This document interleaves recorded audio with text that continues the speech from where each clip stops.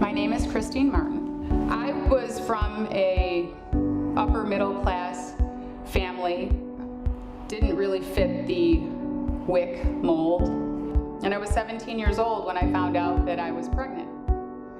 Although my parents were very supportive and were there to help me, they did make it clear to me that it was a time in my life that I needed to grow up and start acting like an adult, because it wasn't just about me anymore, that I had now a child to care for. I wasn't aware of the WIC program, hadn't been introduced to me, and I didn't participate through my pregnancy. At 29 weeks, I went into premature labor, which means that the baby was born 11 weeks early, and in 1986 there was a very slim chance of survival. Shortly after she was born, it was determined that she probably wasn't going to survive. 3 days later, she was still alive, she was still fighting, and then she was airlifted to a larger hospital that could accommodate her and give her the care that she needed. It was then that I was introduced to the program and was made aware of how important that the program would be for the well-being of my child. The WIC counselor introduced me to breastfeeding, which I thought wasn't really a possibility. The baby was sick, she was in an incubator, I was unable to interact or engage with the baby. How could I possibly breastfeed? I was then trained and taught how to pump, and not just how to pump, but what was more important, why breast milk and breastfeeding a child was so important to an infant, and especially an infant that was very vulnerable and susceptible to infection or illness. I was coached and I was encouraged, and really that's what I needed to keep going, to pump, to deliver breast milk to the hospital every day for 3 months.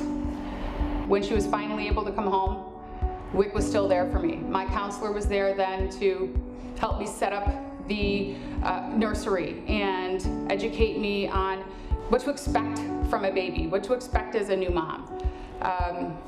It wasn't really the financial assistance or the financial support that was so meaningful to me, but it was the WIC counselors being there to help educate me on proper nutrition, proper health, healthy lifestyles for myself and my baby.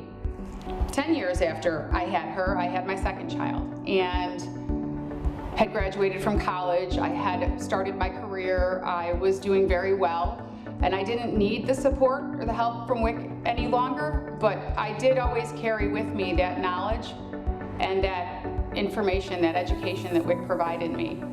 It's helpful no matter who you are. Healthy food, healthy lifestyle is just a good way to live.